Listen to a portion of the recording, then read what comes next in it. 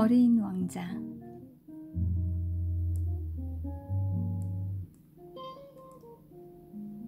아, 어린 왕자여, 나는 이렇게 해서 너의 짧고 우울한 생을 조금씩 이해하게 되었다. 오랫동안 내게 벗이라고는 다정스러운 석양밖에 없었지. 어린 왕자를 만난 지 나흘째 되는 날 아침, 비로소 너의 이러한 말에 그 사실을 알게 되었다. 나는 석양이 좋아. 석양을 보러 가자. 하지만 기다려야 하잖아. 기다리다니 무엇을? 뭐긴 해가 지는 것을 기다려야지. 넌 처음에는 무척 놀란 기색이더니 곧 스스로를 비웃었지. 그리고 내게 말했어. 난 내가 집에 있는 줄 알았어. 사실 그래. 누구나 아는 일이지만 미국이 낮 12시일 때 프랑스에는 해가 져. 단숨에 프랑스로 날아갈 수 있다면 석양을 볼 수 있겠지만 하지만 불행히도 프랑스는 너무 멀리 있단다. 내 작은 행성에서는 그저 의자를 몇 걸음 당기기만 하면 되는데. 그래서 너는 원할 때마다 그렇게 석양을 보곤 했지. 어느 날은 해가 지는 것을 44번이나 보았어. 그리고 잠시 후 넌 덧붙였지. 아저씨도 몹시 슬퍼지면 석양을 사랑하게 될 거야. 그럼 44번이나 석양을 본 날 넌 무척이나 슬펐구나. 그러나 어린 왕자는 아무런 대답을 하지 않았다. 다섯째 날 나는 양 덕분에 어린 왕자의 비밀을 알게 되었다. 어린 왕자는 마치 오랫동안 깊이 생각해온 문제의 결실인 양 밑도 끝도 없이 갑작스럽게 물었다. 양은 작은 나무들을 먹으니까 꽃들도 먹겠지? 양은 닥치는 대로 다 먹는단다. 가시가 있는 꽃까지도? 그래, 가시가 있는 꽃까지도. 그럼 가시가 무슨 소용이 있어? 그건 나도 알지 못했다. 그때 나는 엔진에 너무 꽉 조여진 나사를 푸느라 정신이 없었다. 고장이 무척이나 심각한 것으로 보이기 시작한 터여서 매우 걱정스러웠을 뿐만 아니라 마실 물도 점점 줄어 최악의 상황이 벌어지지 않을까 두려웠다. 가시가 무슨 소용이 있느냐고. 어린 왕자는 한번 질문을 던지면 절대로 포기하는 법이 없었다. 나는 나사 때문에 화가 나서 아무렇게나 대답했다. 가시 따위는 아무짝에도 쓸모없어. 순전히 이 꽃들의 심술일 뿐이야. 오! 그러나 잠시 침묵하던 어린 왕자는 복수라도 하는 양 툭 내뱉었다. 난 그 말 안 믿어. 꽃들은 여리고 순진하단 말이야. 그래서 두려움을 떨치려고 하는 거야. 가시가 있으면 자신들이 무시무시해 보일 거라고 생각하는 거라고. 나는 아무 대답도 하지 않았다.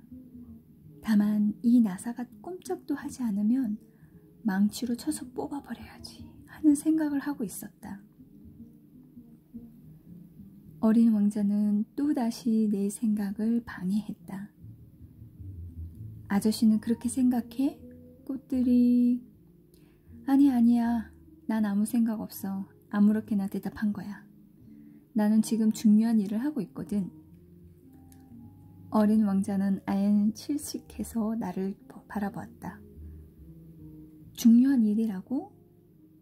어린 왕자는 기름때에 온통 새까맣게 된 손가락으로 망치를 든 채 자기가 보기엔 지저분하기 짝이 없는 물건에 몸을 기울이고 있는 내 모습을 바라봤다.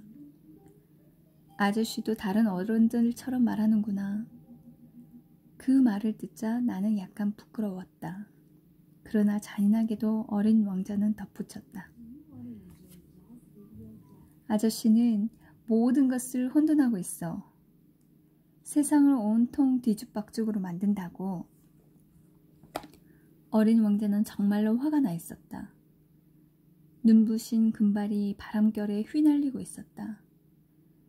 나는 얼굴이 시뻘건 사람이 사는 행성을 알고 있어. 그는 한 번도 꽃향기를 맡거나 별을 바라본 적이 없어. 물론 누구를 사랑한 적도 없지. 그가 하는 일이라곤 오로지 덧셈뿐이야. 그는 아저씨와 같은 말만 되풀이가 하곤 하지. 나는 중요한 일을 하고 있단다. 나는 중요한 일을 하는 사람이다. 하면서 우쭐해했지. 하지만 그는 더 이상 사람이 아니라 버섯이었어. 뭐라고? 버섯이라고? 어린 왕자는 이제 얼굴이 창백해질 정도로 화를 내고 있었다. 수백만 년 전부터 꽃들은 가시를 만들어 왔소.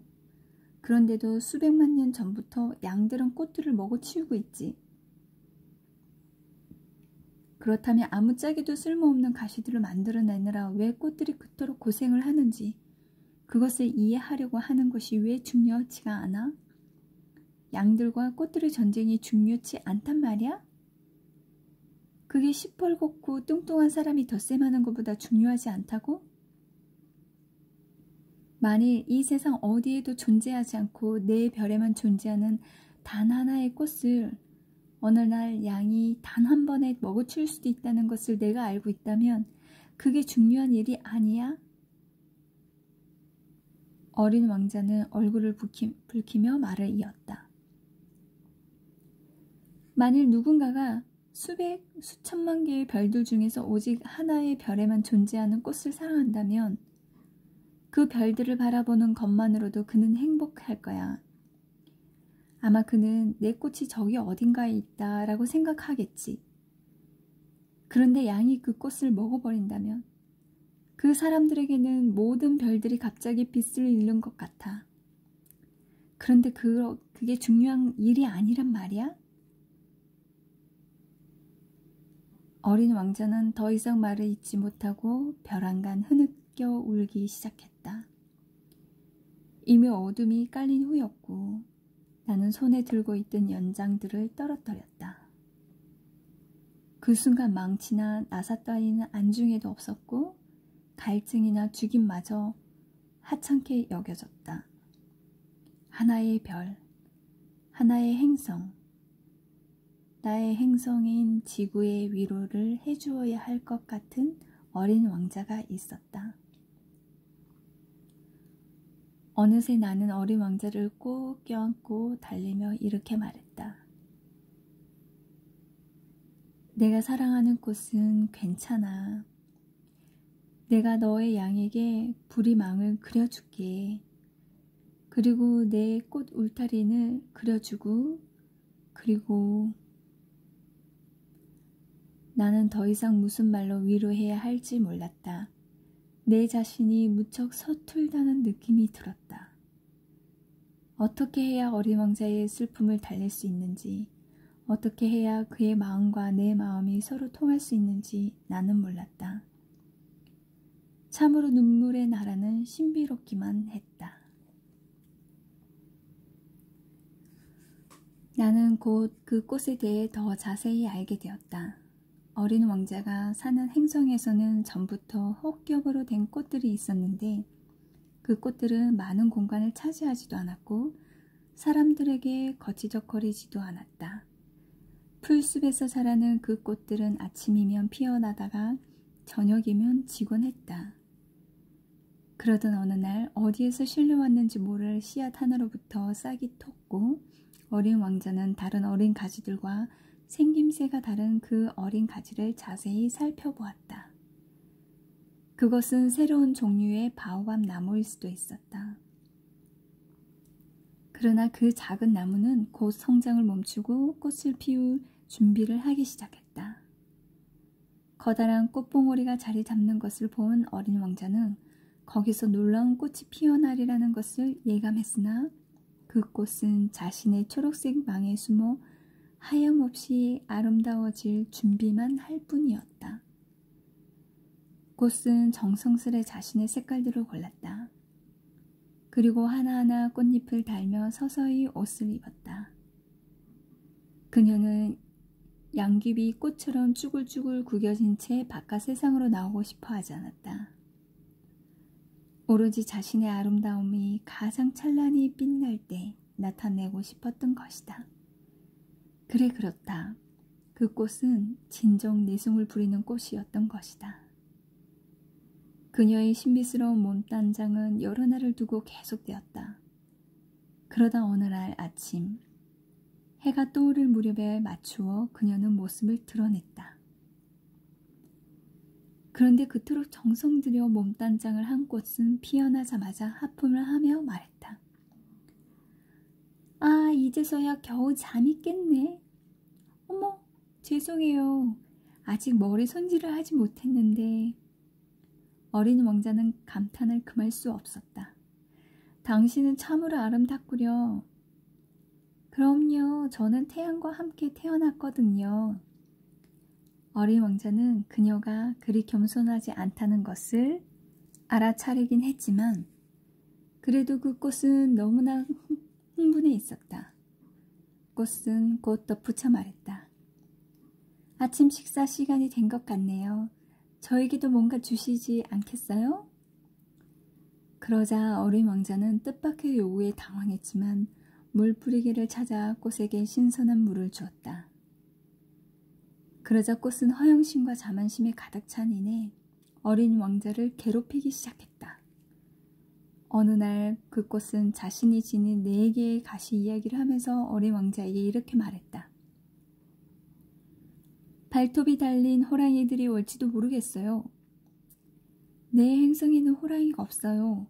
게다가 호랑이는 풀을 먹지 않는답니다. 어린 왕자가 반박하자 꽃은 달콤한 목소리로 대꾸했다. 저는 풀이 아니랍니다. 아, 미안.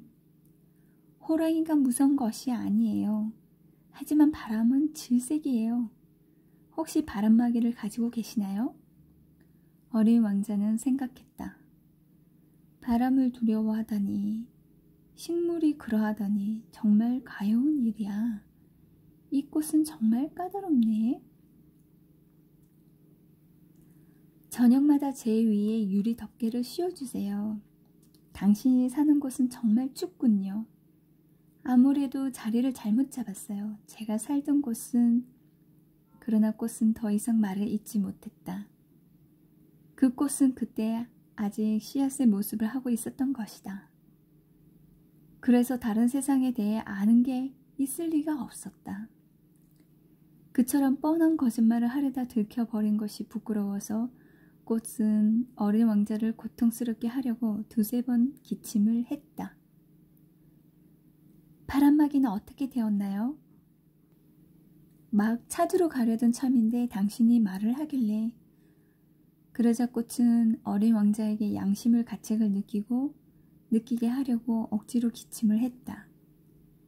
그래서 어린 왕자는 자신의 사랑에서 우러나온 선의에도 불구하고 곧 꽃을 의심하게 되었다. 그는 꽃이 하는 사소한 말까지도 진지하게 받아들였고 그로 인해 매우 불행해졌었다. 어느 날 어린 왕자는 내게 털어놓았다. 그녀의 말을 듣지 말았어야 했어. 꽃들의 말에는 절대로 귀 기울이지 말아야 해. 그저 바라보고 향기만 맡아야지. 내 꽃은 내 행성 전체를 향기롭게 했지만 난 그걸 누릴 수가 없었어. 나는 그토록 성가시게 했던 그 발톱 이야기에도 감동했어야 했는데. 어린 왕자는 또 이런 말을 했다. 나는 그때 아무것도 몰랐어. 말이 아니라 행동으로 판단했어야 했는데 그 꽃은 나에게 향기를 주었고 나를 환히 빛나게 했지.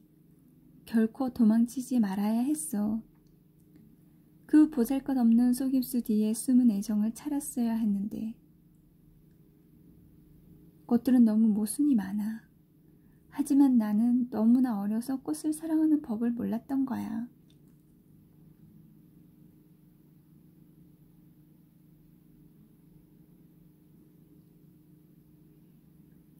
나는 어린 왕자가 철새의 이동을 이용해 별을 떠났으리라고 생각한다. 떠나는 날 아침 어린 왕자는 자신의 행성을 깔끔하게 정돈했다. 그는 정성껏 자신이 가진 활화산들의 분화구 청소도 했다. 어린 왕자에게는 2개의 활화산이 있었는데 아침 식사를 데우기에는 안성맞춤이었다. 그는 사화산도 하나 가지고 있었다. 그것 역시 폭발하지 않으리라는 법은 없었으므로 정성껏 다해 그 청소를 했다. 화산들은 청소만 잘해주면 부드럽게 그리고 규칙적으로 연기를 토해낼 뿐 폭발하지 않는 법이다. 화산의 분출은 마치 굴뚝으로 솟아오르는 불길과도 같다. 분명한 것은 우리가 너무 작아 이 땅의 화산들을 청소해 줄 수 없다는 것이다. 그런 까닭에 화산들은 우리에게 그토록 많은 불안을 안겨주는 것이다. 어린 왕자는 약간은 울적해하며 가장 최근에 도단한 바오법 나무의 싹들을 뽑아냈다. 이제 2번 다시 돌아오지 않을 작정이었던 것이다. 그러나 그날 아침에 그 일상적인 일들은 유난히 정겹게 느껴졌다. 그래서 마지막으로 꽃에게 물을 주고 유리덮개로 덮어 잘 감싸주는 일을 하면서 그만 눈물을 터뜨릴 뻔했다. 이젠 영원히 안녕. 어린 왕자가 꽃에게 말했다. 하지만 꽃은 아무런 대답도 하지 않았다. 잘 있어. 그는 다시 한번 작별 인사를 했다. 꽃은 기침을 했다. 그러나 그것은 감기 때문이 아니었다. 마침내 꽃이 말문을 열었다. 제가 어리석었어요. 미안해요. 그리고 행복해야 해요. 어린 왕자는 비난이 전혀 섞이지 않은 것을 보고 놀랬다. 그리고 유리덮개를 들고서 멍하니 있었다. 차분하면서도 다정한 모습을 이해할 수 있었다.